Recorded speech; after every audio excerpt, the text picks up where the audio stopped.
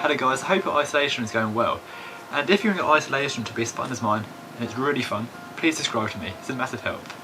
Also, please comment your isolation making ideas, because I'd be really intrigued to see what they are. Today I'm going to show you how to make the Beskar Ingot from the Mandalorian easily, just using a piece of pine.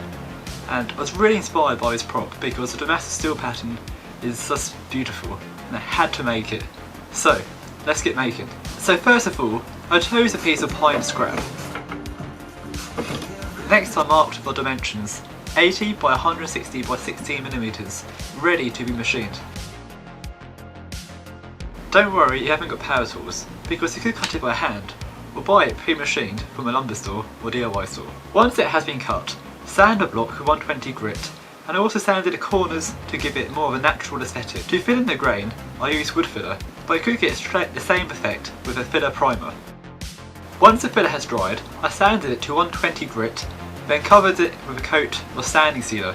This stops the filler from flaking off and gives it a really smooth finish. I sanded that to 400 grit. Next I 3D printed the Imperial logo, but you can also buy these online. Then I drilled a hole with the front of it of 30mm, to the same depth as the emblem. Then I super glued the emblem to the ingot. So the paint has something to adhere to, I sprayed a primer over the whole block and sanded in between multiple coats. Okay, this step got a bit confusing because I'm experimenting with paint effects and stuff. So basically I'll show you a montage of me painting it as I explain the best process of doing it. First, paint the whole ingot with a light silver, then paint patches with a dark silver, then paint it again with a light silver, so you still see flakes of a dark silver to give it more of an organic, natural aesthetic. Next I 3D printed a spray template as Damascus style.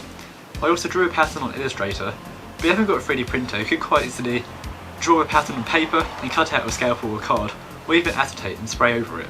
So don't worry you haven't got a 3D printer. Then, spray a dark silver over a stencil, but do a really light coat so it's very faint, and let it dry, then spray patches a bit darker to make it look more organic. Organic is the way here because it is a natural piece of metal. Then after it's all dried, I put a bit of black wash in the emblem to give it a worn look, as this is currency and currency gets used all the time.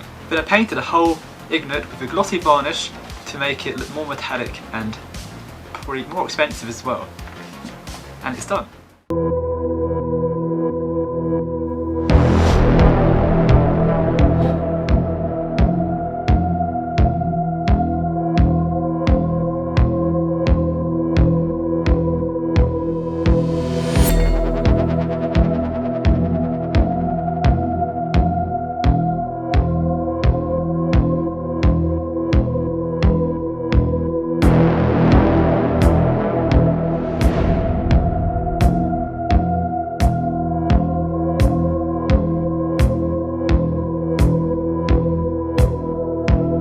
I really hope you're happy with the end product, and please subscribe and comment how I can improve.